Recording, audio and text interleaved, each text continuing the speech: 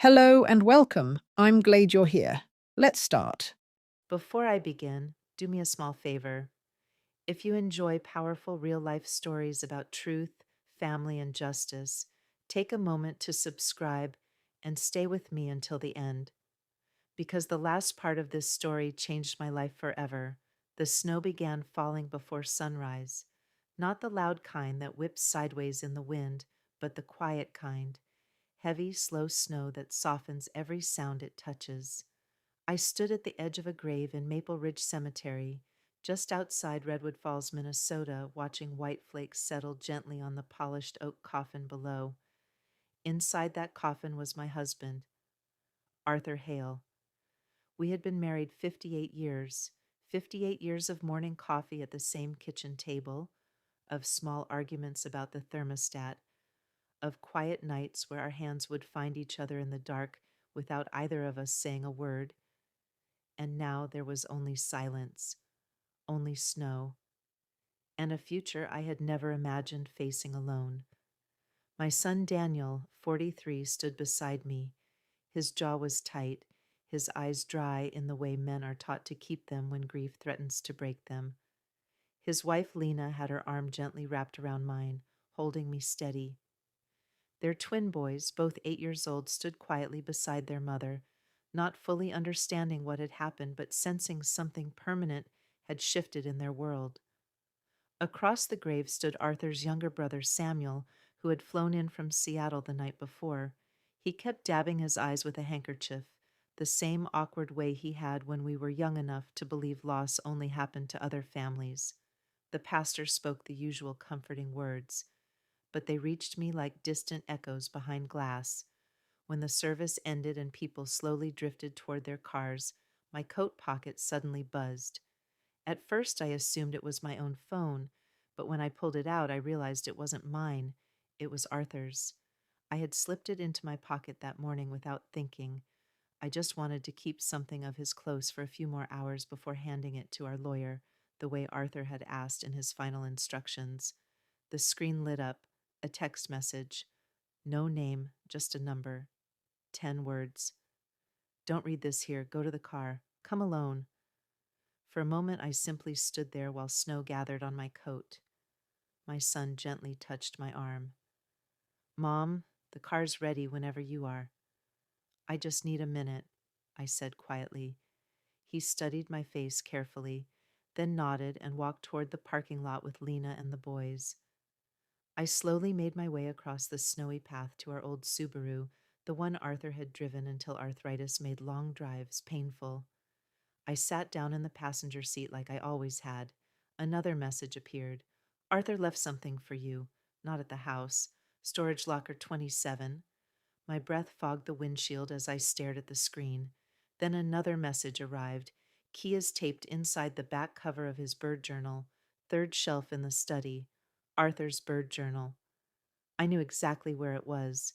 But one thing didn't make sense. In 58 years of marriage, my husband had never once mentioned any storage locker. I didn't sleep that night.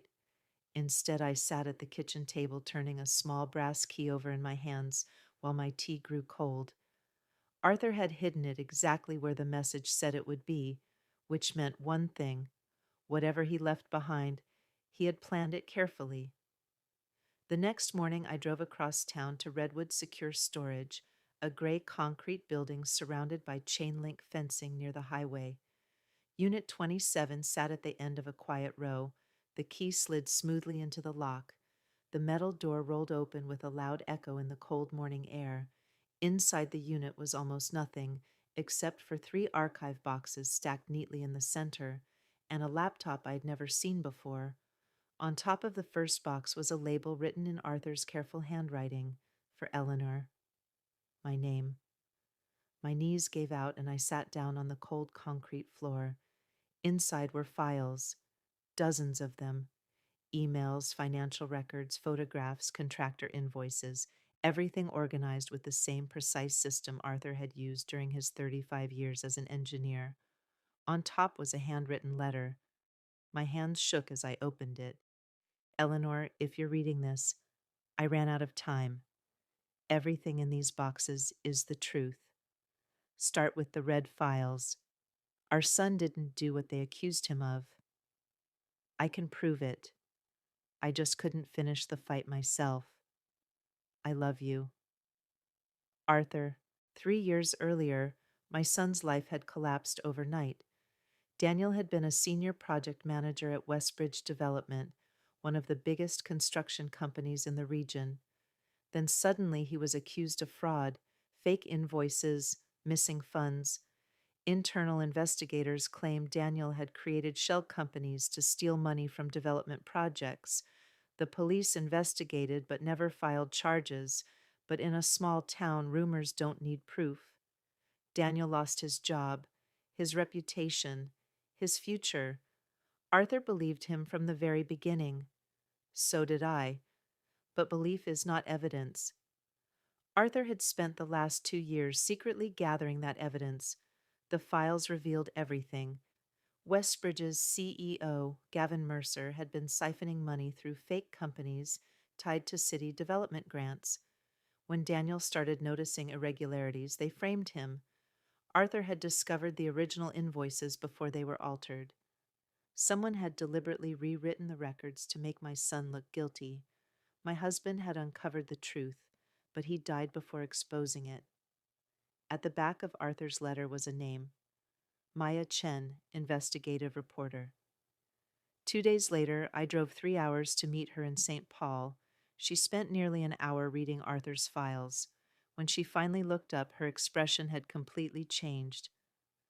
This connects everything I've been investigating for almost 2 years, she said quietly. What happens now? I asked. She looked at me seriously. If we publish this story, powerful people will try to stop it. They'll attack your husband. They'll attack your son. They might even come after you. I thought about Arthur, about the quiet determination that defined his entire life. My husband built bridges for 40 years, I said. He believed the strength of anything depends on its foundation. Then I pushed the evidence box toward her. And the truth, I told her, is a very strong foundation. But what happened 3 weeks later, when the story finally went public, was something none of us were prepared for, and it proved that sometimes the most dangerous secret is the one buried with the wrong man.